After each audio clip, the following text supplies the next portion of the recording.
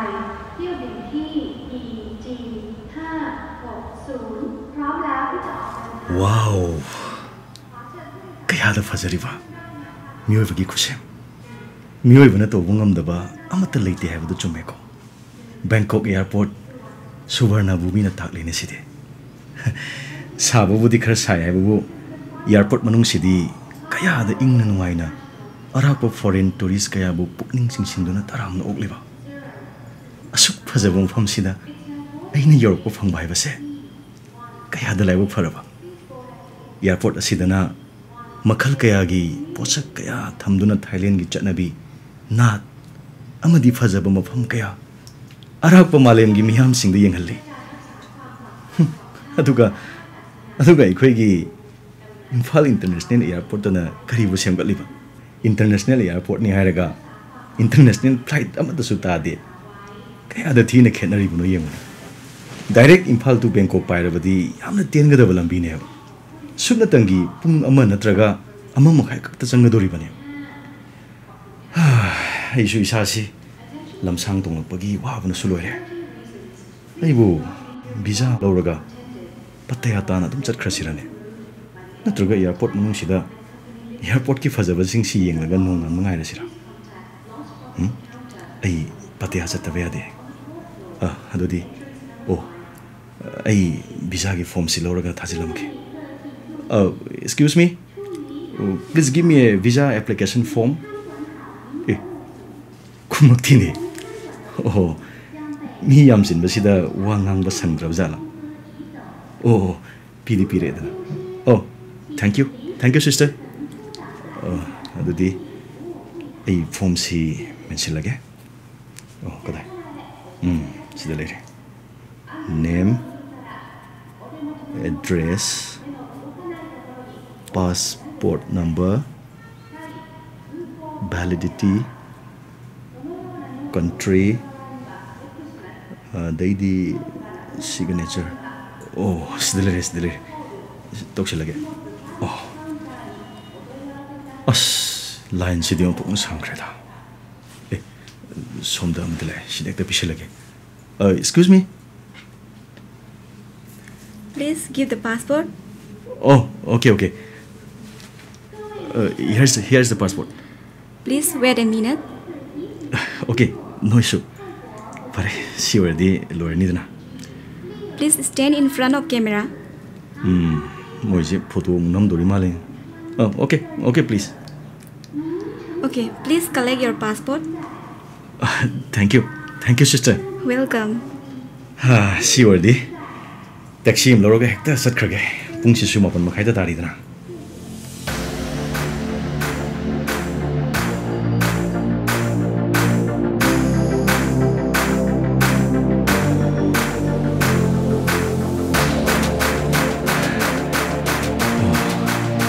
Sidi patiya yoredana.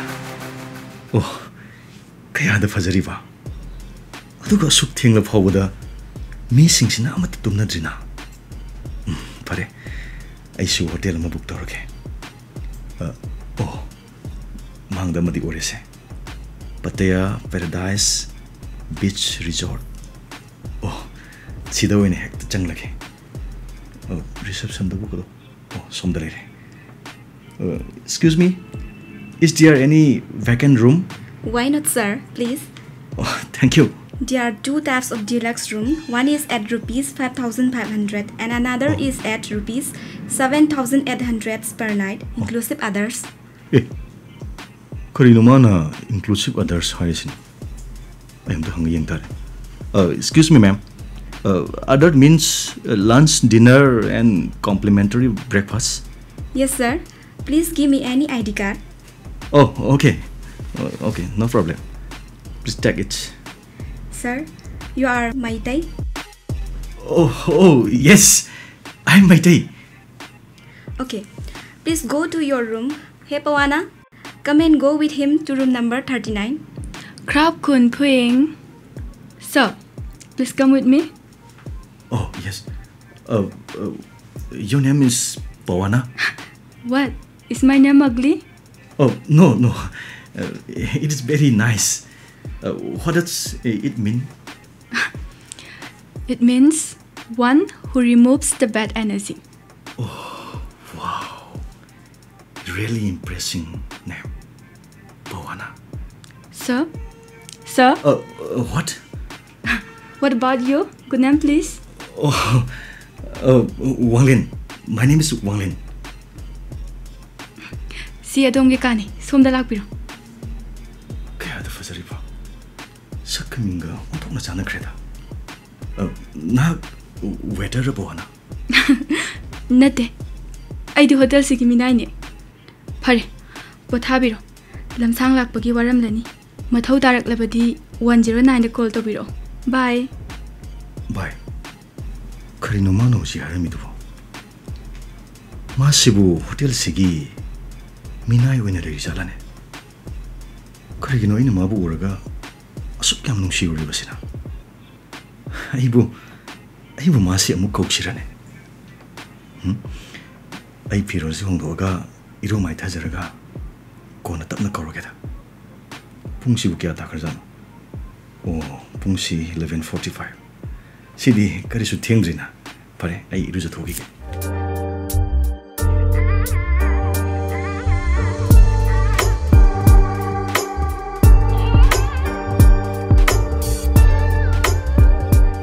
Good morning, manager.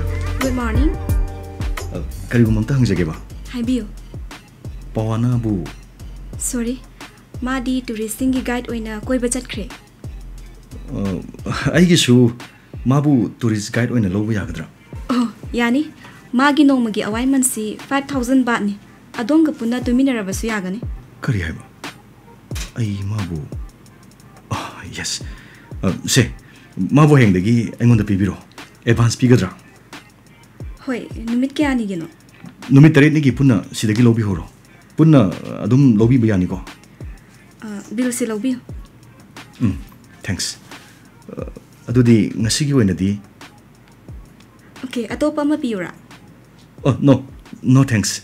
Ngasigidi ai tomta lejarage. Okay, sir.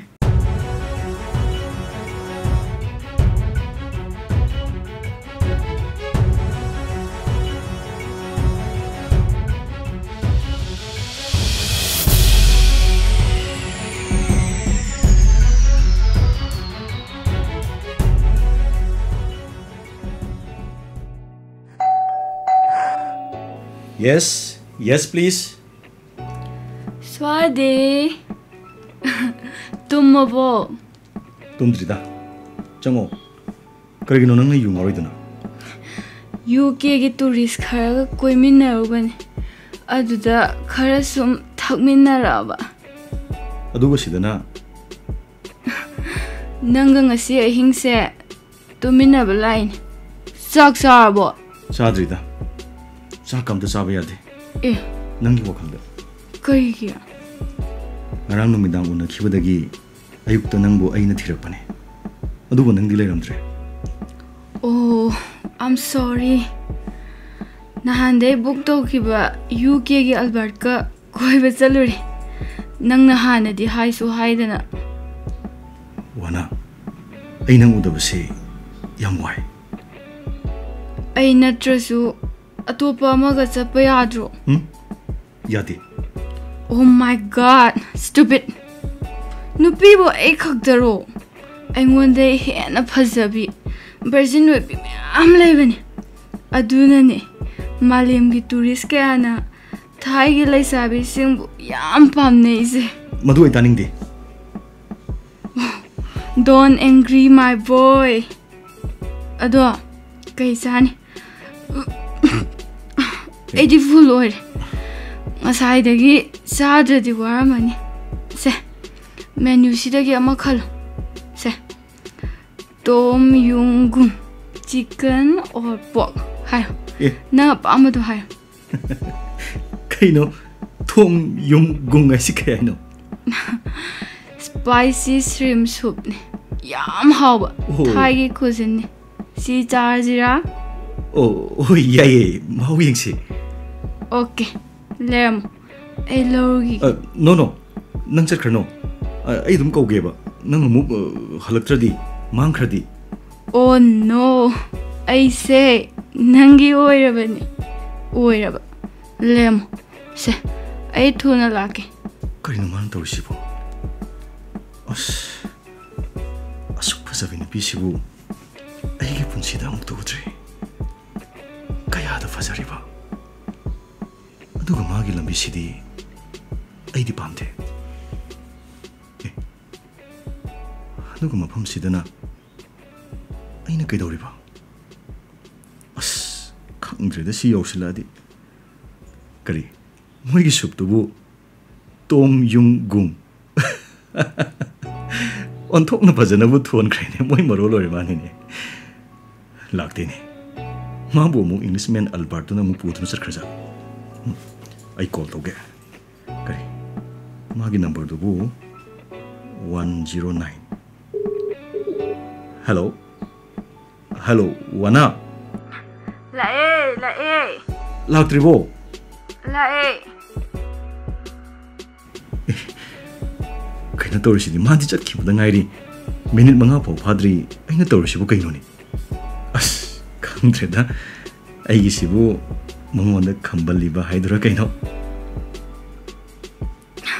아이 라에 얌 라마보 ngaiko ngaiko nangna paido 그이노 하 위스키네 브랜드 팜드라보 아이도 와인 탁대 세 디스 텀 아두가 나친도 띵도 조절 원함 남티바 그럼마 미노 낭보 원더풀 니사도 खरा हन्नब चलोबा mouth wash तो पुरगने wash फजन तो थोगलाओ अदुगा lemon juice तो खरा थक्सिलो sir ए तौजरगे ननाई नुबीना फनबा लोयना तौजरगे अदुनिदना good यारे यारे अदुदी चाकसे चारोदना आइदी नंगना इंद्रदी चारोय निंगाई चाउख्रेदा को से हाउब्रा ओ याम हावे पवना नंगसी याम फजे चाक तो अमता चागोसे कोना येंगोबा नंगा लेबसे आइदी लामबगा अमता फाउद्रेदा से वानी खरगा चागोसे कोना वारी सासेबा अदो नंगदी ड्रिंक टिम तो पाइदे को यस आई अमता थक्ट्री अदो बियर दि मरमर त खरगा थाई अदुदी नंगसे नुपीनिने अस फनेक सेलो ए करीब न होजिकिदो फनेक हाइबा होय फनेक सेलो अदुदी फ्रिजतगी बियर से नंग थौ वना नंगदी फनेक सी कमाइन खंगिबा सुम ताबनिदा मैतेगी फनेक फियानी से नोंगमा मैते नुपी मना हायरमबन फरसे चाक तु चा तुमसे ए वारेबा वारमनेबा नत्रा ngsaayugtagi albert ka koi chaminarurabani yang waramane banang होय yang ware hoi wai gain namai du kaini nang किजरेदा नुपाना बु दोक सागन बा हे पक्ते को यारसे कुछ हम दोगे हाउदी हाउ नोइगी तोम yung सिदी अदुदे हेन हाउबा मैम पिजा दोइनी नंगना हेक सतप लेपत्रिबो से यारसे थेंगा चलोबा नंगसु तुमुरो ए के ना हाइदुबो थेंगे तुमुरो हाइबनिदा हयेंग नंता हवलगा चटनाबा आइबु अथेंगबसिदा काय तुमुजो आइनो आई तुंबमजु सिदनी कैनो नती वना अइना नंगबु बुक तोबदी हयेंगदगिनी कैनो नंगना ngасai ai lermdawduda thawai wana sakhibudo akhoi manager na tami aduna ngasi nungjangde ekta labani ai wari se wari ko da sase ai change lao karino ina torisibu ai sibu ngawra ba haidura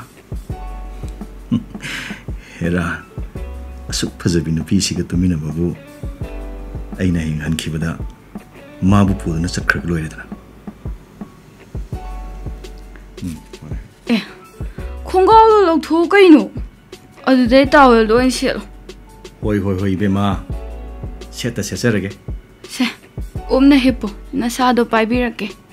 As kana pairakanu ko aidi khwang yam naiba. Hoine seba nangbu thai lei sabi singna tawba massage ki nungaiba khabo khwang na ba tang chikpa swai mangradam se tawel si su lo tokro hayang tawbirake ngasi de ayam ware changsalu Wana nangna isa nambase yam nuai. thai lei sabi pawana gi nakta ledi foreign pakhang loi nungai halibani se engonde yengo aise phajadra kaino kai khalino adamuna yingidubo hello Oh kai khalino kaisu khandeda. Pawana, I love you. I love you so much. chan kura khunim bukan Kari ba no jikeda. Adu namu kari haiba. adubura ai sunang bu nungsi haine Oh. Lo. Sexy lo. Ngasidi nangi fajabu saktam se image se pena yengsake. Lo. Aigi naktak sango.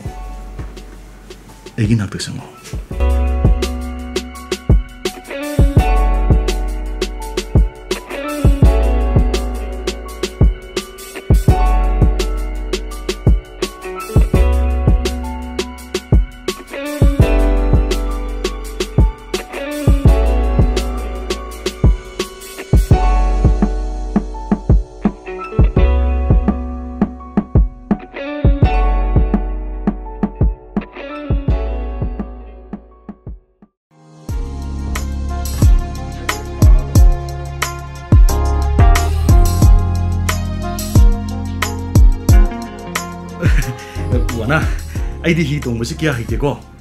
as nupa mandaba se ai thauge nang tong o kanadi paijau ko aina thauba motorbot kayam yangyeng As tamna thobo wana. Ising se yang wang pai khale base. khangde ko ta jahoni kana paijau Kaya da fajari ba wana. Thai gi lai rin bira nang mo. Ai wa su tam ngai hali base ko. ho mane aise thai gi lairimbi aigi nakta lakpa khudingmak aina nungai hale aise phajabagi lairimbi ne nungai bagi na tungna pham kana payu ko handakti ithase yam kalle As tamna thawai ga sum kan khale ise kai gino. pakhat kano kaisu tawroye tu adagi thangpam sida khamage aduga wari saraga potharurase Hoi ya thojilo. Se tamna. Ai song thare ko.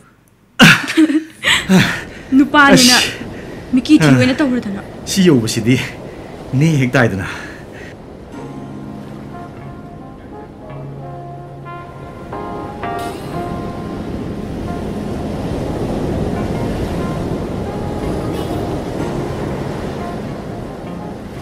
Aidi motor bottom se aigi punchi da han mani gano. Hojik pudi ki bidreda han khibadadi ai thobi gane. ish nupa se yam thuna thongna phagalai ko yeng tare Kaino ai sibo. Ai su nupa ni kaino.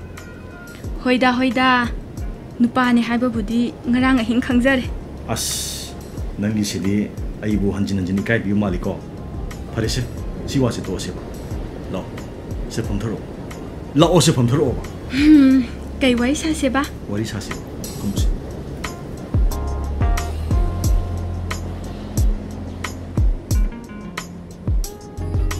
Bona. Noi thalin le sabi sing si loina phajai ko. Si kamai toino. adubura thai da koi balak pa pakhang sing se ngawhallage na ekhogi mapuna le sabi sing se loi phajalamini Kari bana hoji kida. Thai de koi balak pa mioi sing se loi ngau hal lage na ꯃꯄꯨꯅ ꯅꯣꯏꯁꯦ ꯐꯖꯍꯜꯂꯝꯃꯤꯕ ꯃꯥꯅꯤ ꯑꯗꯨꯒ ꯋꯥ ꯃꯥꯏꯕꯤꯌꯨꯔꯣ ꯍꯥꯏꯌꯨ ꯐꯖꯕ ꯃꯌꯥꯝꯗꯨꯒꯤ ꯃꯔꯛꯇꯒꯤ ꯅꯪꯅ ꯈ꯭ꯋꯥꯏꯗꯒꯤ ꯍꯦꯟꯅ ꯐꯖꯕꯩ ꯋꯥꯅꯤꯗ 이씨 타겟비드수 사비로이다 ꯑꯁꯦꯡꯕꯅꯤ ꯋꯥꯅ ꯅꯪꯒꯤ ꯐꯖꯕꯅ ꯑꯩꯒꯤ ꯊꯥꯒꯠ ꯋꯥꯍꯩꯗꯒꯤ ꯑꯗꯨꯝ ꯍꯦꯟꯗꯨꯅ ꯂꯩꯍꯧꯔꯒꯅꯤ 이씨 ꯄꯇꯌꯥ ꯂꯦꯛ ꯃꯄꯥꯟꯁꯤꯗ ꯐꯝꯂꯤꯕꯤ ꯑꯩꯒꯤ ꯊꯋꯥꯏ ꯑꯣꯏꯕꯤ ꯄꯋꯥꯅꯥꯗꯒꯤ ꯍꯦꯟꯅ ꯐꯖꯕꯤ ꯇꯥꯏꯕꯪ ꯄꯥꯜꯁꯤꯗ ꯑꯃꯠꯇ ꯂꯩꯇ꯭ꯔꯦ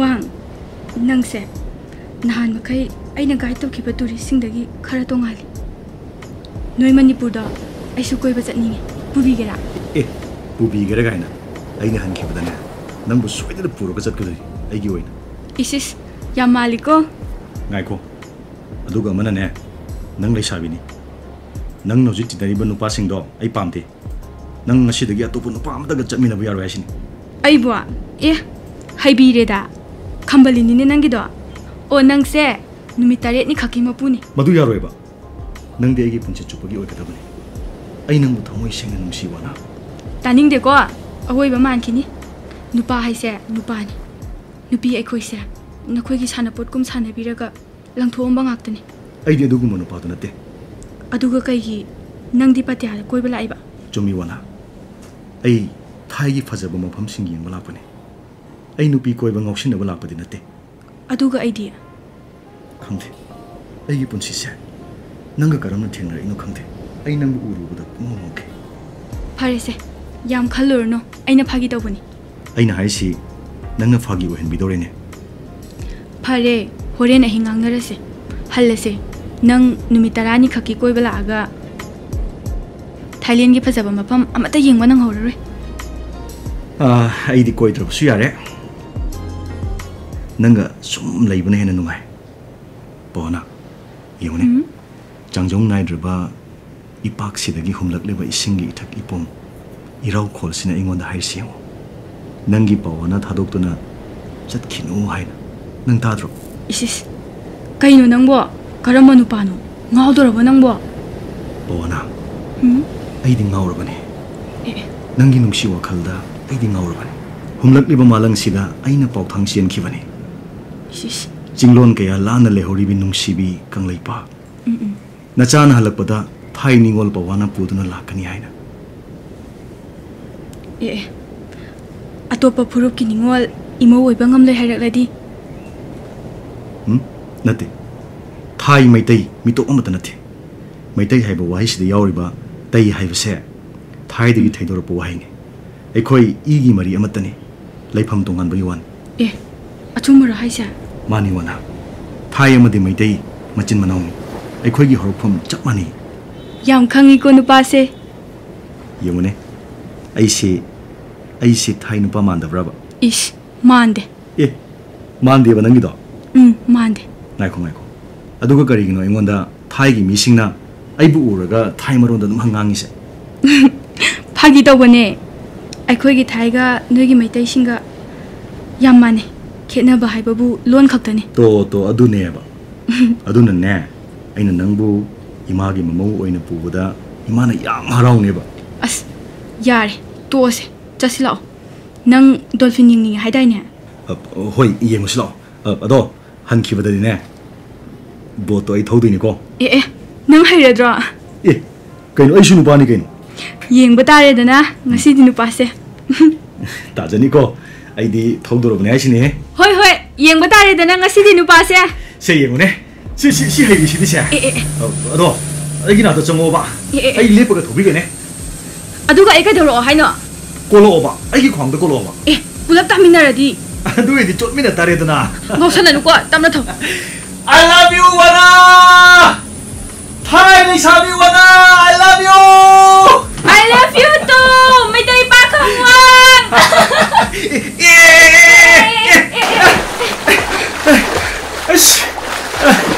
Lupit na sidi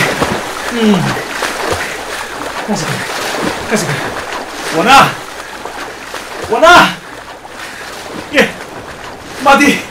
Mati ada iru itu dumai thukre ni Ini sonda cocok le Mati ada lupa kan nuai thukre ni Kamdawi Pakhang Hojik ti lupe do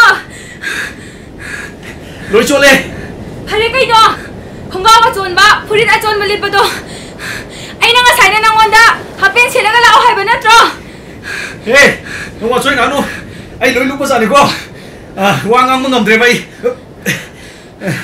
ꯈꯣꯡꯒ꯭ꯔꯥꯎ ꯐꯨꯔꯤꯠꯇꯣ ꯂꯧꯊꯣꯛꯑꯣ ꯅꯪ ꯅꯨꯄꯥꯅꯦ ꯍꯥꯏꯈꯤꯗꯥꯏꯅꯦ ꯈꯣꯡꯒ꯭ꯔꯥꯎ ꯐꯨꯔꯤꯠꯇꯣ ꯂꯧꯊꯣꯛꯑꯣ Ash, kano nang hayo mo? Ay kasi ba? 이씨 누바나보 그나저나 콩고 좀 새끼 영어 Ash, adoy kay ba? 영어도 하빈 같은 셀리세 세 러토바 나트라가 아이라 아가 러토비요 하이브로 레라모 아이라 아가 러토비게 레라모 Ash, yani ba? Oh, sandali ni. Se. Ash, wala. Yani ba? 아이 러토비게 봐 Yani mi? 세 똥만 더봐 세 Ash, 아이 러토비게 봐 uto kre ni. Ash, ikaya ga. 지웨이 디파레다나 Ash, 나사도 비웨니 이로요 해봐 누바 통나 남자가나 앵원도 통어가 잡게로 era. Adamandi hayo da. Ay sino ba ni kayo? Boss sa sum khamuga. Ko ni torban tamna. Iro iro gi yobiam bita na sine. Law sa silaw ni. kayo man daw siya 이로이가 같은 데가 착해 방간 솔미나 나오고 군독 피라마게 하이브로 Pwede. Natin yung piniko. Ash, ado di ka bro ba? Ado di. Bot may hada, ko ni puna sa lase. Lao ne, ay ginangandat kakalulaw ne. 원래야다 잘라세 아이 너무다 동어가 잡게 봐 Hoy lao ba si? 사실아 Lao. Si, ada pam si. Ash, matay ko ba si di? Sure kasi, niya na hekta ida. Ada pam.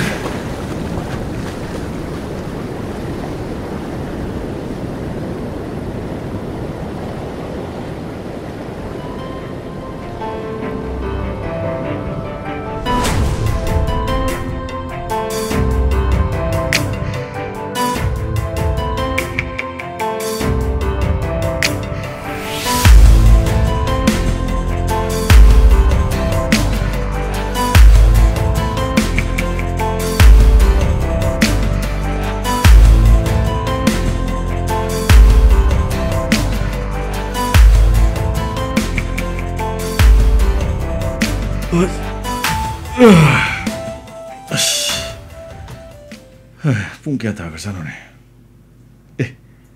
Pung tari tari ne. Nuong si pura ngalap zani ne. Masih nubi sini isi dengi tu misin. Hey, wana. Hogolo mi. Hogolo seba. sino pa sidi kaino Si hogolo tienge ba. Ngasi di last day ni bani chakadawang phom si am yame ba. Ai no officer report submit tawmaga athabo khungangda nang nebu pubi ni haidai ne. Hogolo mi. sino pa sidi yes my darling hogata hogatarage Yare ba khar tumadi. Chalo. Chalo chalo brushing washing loi lo thuro chalo. 1 2 loi lo thuro chalo. Chalo ba. lem ai lo shalurage Aduni dana. Tuna lo shiluko. Ai shu thieng ba yadra bani. Magi mong sibu kari. Ai na haiba loi na moksu yai. Ano ba ai na chaira shu kaim da saudi. Asuk phazabi maksi. Asuk phazabi maksi bu. Ai na karam thingna ro ba. Ai se ta sengna ngaur ba haibu dura. Ai ge pa mo khudi mak mamonda loi na mak toki. Ma so haro ma tum yai. Tuga ai ga mag leina riba mari sina ai bu STD gumba leina ka yan naram sala ai na tor sibu yam chum drab sala no ai ma bu nungsi ai ma bu thamoi sena nungsi ai lo re as kai no tor iduna phi gam ta setang gai hai chalu ko unda se chalu zuri yam haina de si pi si numidang dadi yam haina dai ne as yare chalo ba angka dress up to chalo chalo kai dress eluge ngasi dine aina khwaidagi pamjaba maitegi phanek wangkhai phi set kadabani ko ko se sida le se pirake ba ye bag to half ki bani ne oh sida le se silok se sidi yam phazai noi nupi gi phanek lo se as is masi nupi si deba ai koi nupi gaina ai koi gi culture in team na set na ba haidana aina purapani 제 프로법 세실로 팅이미. 아이보 하이가도 시보. 야봐. 파자르베 영어보세. 와우.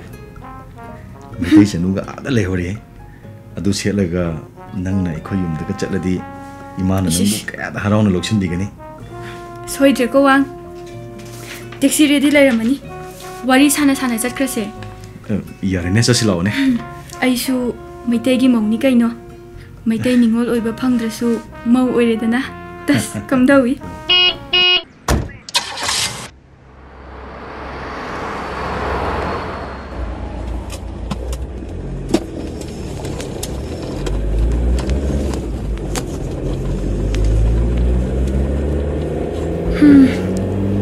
breakfast khade amta hoida khunda chawrase nang bu wa ka dro 와로이다. 그냥 상게 분께 상도이노. kuiroida pung ani lom khaktane wari sabada amta khangore 아도와나 너희 쿤두부 까리 쿤 거게바. chum het village akhoi gi khunida 까리보와나 좀 헷 쿤나바. 까야다 마누리노네 거기 lon가.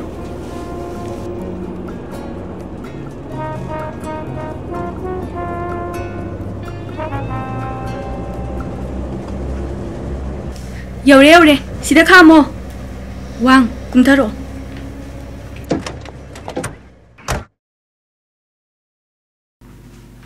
호이 꿈타라게. 예. 시디 아이코이기 메이데이 쿤가 쩍 많이나. 어두고 юм시나 친기 юм가 쩍 많이. noiромdasu sumai sabra 사이. 우박나 강턱 하라가 사버니. 너희 너희 가이드노. tu alai se akhoi gi yum se sida kakhalo sida pham 호이. nang ak tang leramo ai sa sa thorake ko 나이코 아이수 이문 좀 깨겐. yade nang sida phamamo ai jangu khige 호이. 그이노 뭐이게 이문시부 미감 들레이더 자는. 까남 들레이 수고데. 그이노 마나가 수 항도가 상크리시나. 까남 레이더 자라. se cha tho 호이. 와나. 너희 이문시부 미가 남 들레이트로. leite 그이노 하시고. 너희 마코이디. moi loi chat kre ai bu thadoga 예. 그다이다. wang nang ai gi punchi gi wari se amuk ningsing halano I'm sorry. Sorry 바와나. 누구 아이기 담아도 함께 하대 항이. pakhumdo aina pibati pame 난 아이부 농시브라. 아이부 농시르버디. 아이수 능게 어와는 와이다 서로 야한비요. 세코모. 난 아이부 농시브라 와나. wang taro ai gi punchi gi wari aina angang oiring ai gi ipado yamna kanna naki aduga adum leikidre ipana naunu hundok piram labi aibu aigi imana yamna wana yokpirake imana migi thabak suduna aibu larik tambalaki aibu chaunabo hotnabada aigi imado kayada waki aina mirol tarakpada aikoigi imungse asukki matik wana leirami 마카디 와나. aina class 10 pass tawrakpa matamduda aigi imasu yamna kanna naba huraki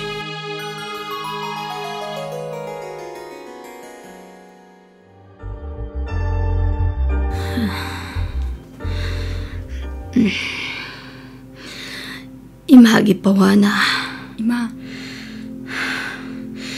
yengo imase kuine hingani khandrene as adumai hainuba ima ai leisidi ima laitrabadi nang kanaga laihowni masi khanbada ima si ibangam loidorin he imagi pawana ima nang kaisu tawroye ai leisidi ꯑꯩꯅ ꯏꯃꯥꯕꯨ ꯁꯣꯏꯗꯅ ꯂꯥꯌꯦꯡꯗꯣꯏꯅꯤ. 이마기 뻐와나 낭시 오톡나 나라이박 티호라니 닫고 이마 마카디 마도기 마카디 이마기 아나바도 캔서 오이람이 그래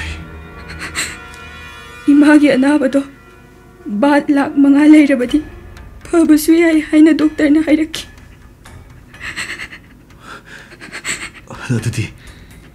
अदुदी इमाबु लायंबगी सेलदि कदाइदगे इमाबु दुम लायंखिद्रब्रा लायंखि कदाइदगी सेलना अखोइगी लेकाइगी नुपी अमना अइबु पत्तयादा चसी Imangi लायंबगी cell लौरुसी हाइदुना अइबु पत्तयादा पुगी अदुगा यारे यारे तो ओना नंगी थमोय कायगद वारी सिंगो आई तानिंद्रे तादबा यारो यारे तो तादबा यारो वारी से लीजबदी नंग आइबु करिने हाइना खनकिने फरेवाना मदुदु वारी दो मखालीरो आई तारगे पतयादा अखोइना लेरिबो होटेल अदुदगी बात लिसिंग यांखै लौदुना अइना इमाबु लायंबो हौखि नुमित्तुदगी आई होटेल दुगी होइखि करे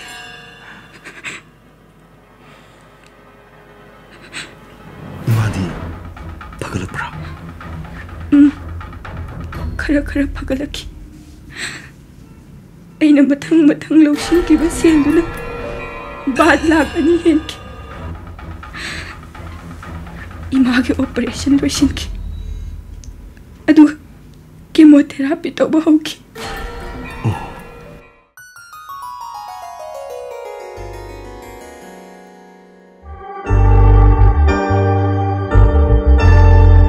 이마기 뻐와나 낭네 이마부 라이앵리버시부 कदाइदगी सेलनोने इमा कईगिनो नंग अदुगे तुम वा लेदुबो हजिक्ति इमा नाबा फरा असिदि अदुबोबा असुक यामलबा सेनफम बसिबु नंगना कदाइदगी पुरइबनो इमादा हायो पवाना हो इमा नुंसिबी अइदो होटेल गी थबा अमा फंगेबा अखोय होटेल मपुदो याम फग्रजाने मानने इमा लायेंबदा जंगदबा सेलसिंगदो हाना लोय पिथोरेबा अदुगने अइगी तोलबदगी खरा खरा कक्सेना अदुबुदी फै अदुगने नंगी फंगलिबा तोलब अदुदगी कमाइना सिंगबा ngamदोइनोने अस इमा नंग वारनुसे याम थुना डिस्चार्ज तौरदबनी सेलगी वागनु इमा इमा नाबा हेक फबगा अइ मखोगी होटेल दने जॉइन तौरुदबनी इमाबु डॉक्टर ने युमदा हनबा यारनी हाइरब्रो ngasi mangani muk leiredi chatpa yarani haibani Imangi पवाना नंग इमागी होनबदो ओंथोगना वारेदको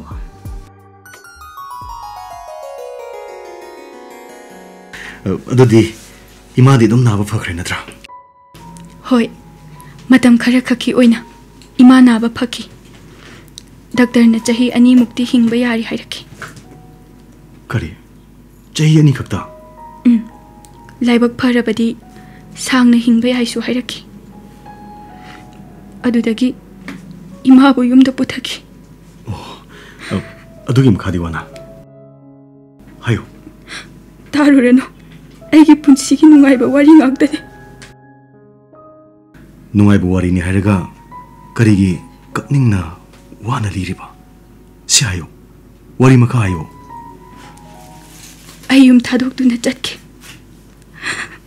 नौजरीबी अइगी पुंसिबु होटेल दा सक्तम कया ओलहंदुना होटेल की साना युनेबा मरक्ता अइबु थंबिकी अइना लौसिनखिबा सेल सिंगदुगी ममल ओइना अइगी सादोंगबु योनबा हौखि यारे प्लीज यारे तो वाना नंगी वारी मखाली नो अइ ताबा पामजे वारी मखा तानिंद्रगा करिगे अइंगोंदा अइगी हौख्रबा वारी सिंग हंजन हंगलिबनो अइना ताबा पामखिबदी इमागी वारी ने इमादो खरा कुइने हिंगलंबा याबने एगी वारी सिंग से तारमद्रबदि नंगना कईगी एगी दमकता वाबिरिनो नंगसु एबु नुसिदुना लाखिबा ओइरमु वाना अइदि नंगबु नुसिजबा मिसक अमा खंगनि करिगिनो खंगते अइना नंगबु थेंगनखिबा लाखिबा कयाबु पेलहंदुना नुंगाइना हलंखिबदुनि थाइनिंगुल पवाना आइगी इथौ आइगी वारिसिना नंगबु वाहलब्रो आइगी वारिसिना नंगबु याम वाहलबो मैतै पाखंग कइनो नंगबु नांगिदुबो हा नंगना नांगिदुबो कइनो हाइबा आइगी वारिसे तानबा नत्रो नंगना आइगी युमदा चलुसि हारिदो अदुगा वारी तारबा मतम सिदना वाना इमादी येंगो फगलांगदा थेलिबसे इमाने युमसिबु संगलिबने अइने मी सेंदोन सिंगनबा सेल तालिबने असुक निंथिबी असुक नुंसिबी मोमोंता नुक्तुना लेबी नंगी पुंसीदुदा अदुगुम वारी अममु लेरमगनी हाइबा इ थाजति थाजदबा ngaktana semliba फजरबा पतयागी लैसाबी कयागी पुंसीनी मयाम सिंगदुगी मरक्ता आइसु अमनी फरे वारी से तोसे हन्नबा तौरसे तानिंगले आई वारी तानिंगी थेंगे हाइरबसु थेंगसनो मसी अइंगसिमा नखोगी युमस्ता लेकलगा नंगी वारी ताखिगने हाइखो वारी मखालीखो असेंबा अदुदी ngasi जरा हेनबा ताबा ए करिगे जेंग लेते चाद्रसु याइदा नंगी वारी तो थारगा अदुम लेजरगे इदि फै फै नुपाने मरी लिंग बतारे इमासी याम नुंसी मसकसु याम फजैको फजबने माना आइबु फजना पोकपिरंबगिने अइना ngasi नुंगाइना लेरिसे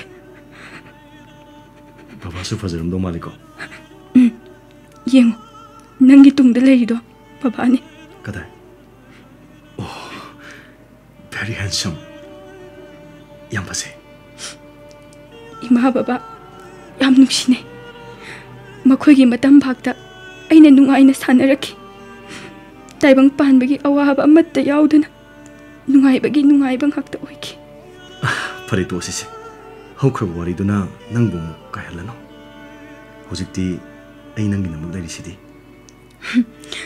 ngasiसे कयानि सुबनो नंगदि खंगमोइने नंगना इबु वारीसे हयेंगना लोइरबने हयेंगदगिदि अइसे नंगी ओइररोइदबने मधु यारोय मधु ओइबि यारोय वाना नंग अइगी पुंसि चुपगी ओइरदोरबने इबानी मणिपुर सखरसि असेंबैरो नंगना फागिते ताहनबै वानी ने इगवासे फागी नते अइना हाइसिसु ngasiगे हिंसे होटल दा हलगुमसे सिदा दम लेरसे नंगी होटल द फोन तोख्रो ओके हयेंग फाउगिदि नंगी अपामबने नंगना वाइरबने नंगा दुमाय हाइनो हाइबने वाना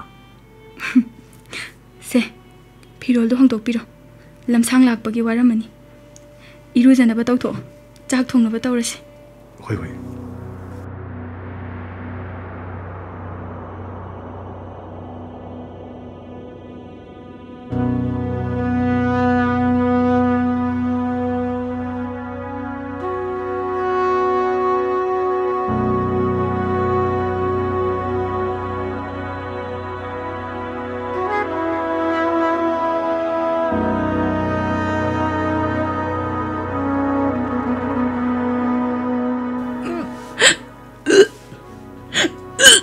वाना कइदोरे से हायो कइदोरे कइदोरगे जसलो चलो होजासे वा हॉस्पिटल जासे जसलो 아영 와려와 너 तबना संगसी से ऐंगोंदा पायो कष्ट तौरसे तबना सासे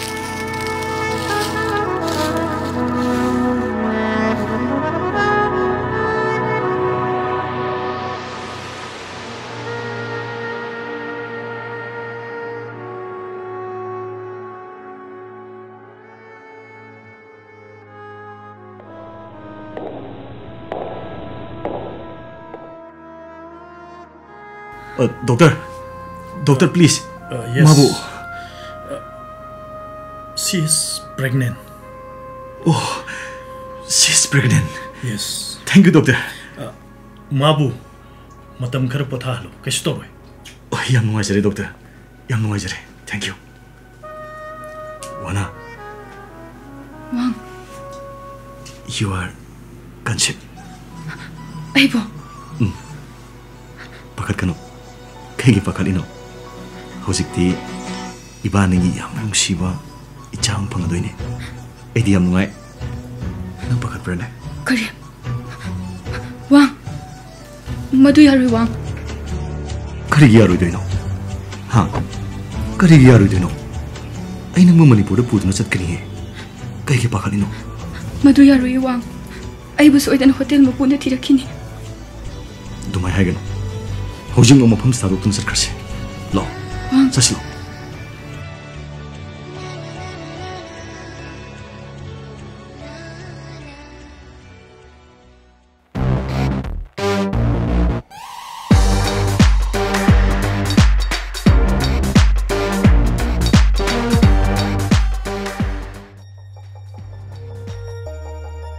Hey, mister, you are under arrest. Why? Karigino nangna pawana bu phadana puriba. Kaino somna haibirisibo. Aidi mabu phadena. Mabu aina 7 days ki book toroga purpani. Anyway, 7 days is over now. Okay, no problem. Aina mabu makhata namka pay tokane. Hey, Tawambi, nangno tawribasi kaino ha? Oh, sister, please. Kaino somna haibirisibo. Hey, mister, nangno pawana bu 7 days ki dama pukibani. Aduga numit helaba phawba mabu hotel la tharak tabagi maram karigino. Masidi magi yaba matung inani. Hojing mabu aina puduna chatkani. Magi guest kaya book tawduna lairabani. No. Please, madu yaroi. Mabu commercial sex worker ohe madu yaroi. Ma hoji aiga lohongane. Ha, kari haiba. He pawana, hayu nang hoji chatki haibra chatlo haibra. Kaino somna haibirisibo. Ma aigi ohe bane. Kanamtana mabu mafam stagi purga chatpe yaroi. Wang. Ai chatkrage. No. No wana. Nang aduma haigano. Nang aigi naktagi chatki yaroi. Wang. Nang aibu thadokduna chatkro.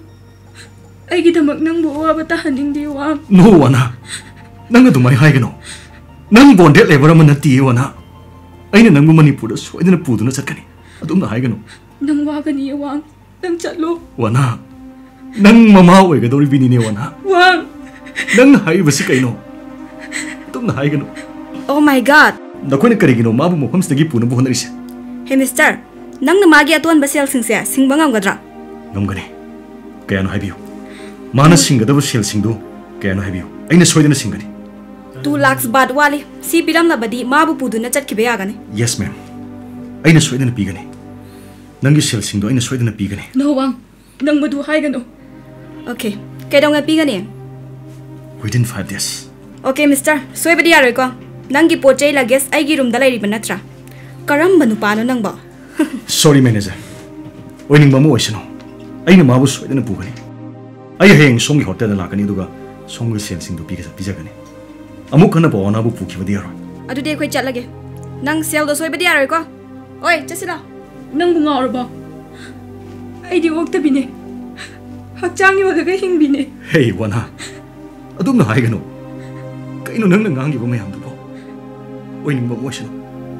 Ai nang bu nungsiye wana. Nang bu thamoi sena nungsiye. Wang. Karigi nang naigi nakta lakhibano.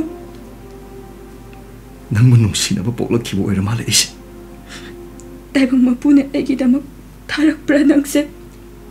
Wana. Aigi punsisna lairi makhaidi nang bu thado oye. Wang. Aibu thadok piganu ko.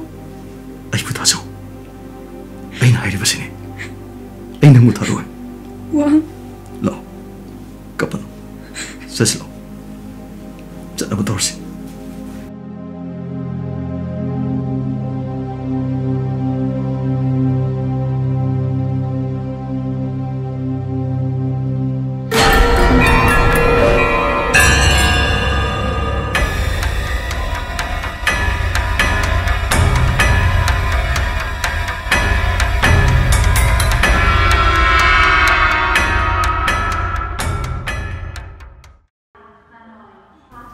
Low चंगसी low wow कयादा फजरीबा airport की मनुंग से ngaikhoni aina nan mu lakpadu dadi hojika mu yam khenarame ne aina yengbu wal hobuna kaino sidi aiga punna yengmina bagi hena phajabanida hoine aduna ni dana ish nanglone na chatkani yum yogani khanbase ai yam harawi wana ai su yam nungai wang se luggage to pirone sida lere oh excuse me this is our luggage boarding pass please oh Only for you is okay, but another is restricted to go. why No visa for her, sorry. oh my god kai hainu wang nangi visa yaudi satpa yaroi ni adudi kamai tawni wang I'm sorry wana nang aibu lana khangano ai ta seng ko ro edana nangi thai citizen ni visa yaudrabadi karamna satkani sorry naiko lone ai songi immigration da uta ngana dun yeki hello excuse me hello sir temporary permit amta pipi biagadra Oh, Mister, I'm really sorry. India the visa on arrival or temporary permit Thai citizen you only the P3. oh no Aduga hojiksu matamsu yamna leitre hojik flight paibigi matam osile sorry. wang okay kamai tawni it's okay as kai tawni hoje kari tawni hoje ai gi visa matam suroire sel so mata yaudre nang numit kharani dang leiram gera yumda ai bo yengo ai sala ke matam kuina manipur da leiroiba wang nang yauduna ai karam le hautoino hey wana kapkano se kapkano ba karigino nang kapido pangbi nangi da mak pun mak thadok laba ibu thajadabrane thase adubu kana da tamba ngamni nang amu halaktrabadi wana aigi thawai wai nangna wana lehoraga aina karamna manipur da nuwaina legane thawai nangna sida lehoraga haksang oiba aina thawai yaudana karamna manipur da legedoribano ai soidana lakani wang se ai wa hege se nang yumda adum direct chatkro se ingonda bat lising amaga chamnga mu yori se pai kro wang kapkano nangna dumai kapaga aina kamai chatkadoino se kapkano ba awa wa khanbe ya deko namana cha maina numit kharindang leramo ai soidana lakani wang nang thuna lauko se nangi selsi puko sidi india da susin na bayaroi se paisiloba aina hek lakpagane nangi visa process tawgane aduga indian citizen su logani ai buthaso wang nang ai ga thengnabadagi yam ware ko hey kaigino nang dumai haidubo se kapkanoba nang chalo nang thuna mong mafam sida halau ko hey wana kapkano haibane se somdon silokse napido de thopige wang nang halaktrabadi ai ibani na unakiba songkla lekta chongthaduna sigani hey wana kaino nang ngangidubo ha nang dumai haigano pawana yaudrabadi wanglena taibang palste karam na hingani wangi punsidi wangi ne se nang dumai haigano songkla lekta semkhiba nang aigi nungsiba khak manghanba yaroi se ai wai ge se nungsiraba ichaga nang fasana leramo aina wasakli wana taibang na puna khangsano ai amuk soidana halakigani wang apang mi aina lankiba pumna mangakpiyo thai ningol pawana na mai tai piba wang lenbu wana Thailand ख्वाꯏꯗꯒꯤ ꯂꯨꯔꯕ ꯁꯣꯡꯀ꯭ꯂꯥ ꯂꯦꯛꯀꯤ ꯃꯄꯥꯜꯗ ꯉꯥꯏꯍꯧꯔꯤ ꯍꯥꯏꯕꯁꯦ ꯃꯁꯤ ꯃꯇꯗꯤ ꯅꯪ ꯀꯥꯎꯕꯤꯒꯅꯨꯀꯣ ꯋꯥꯡ.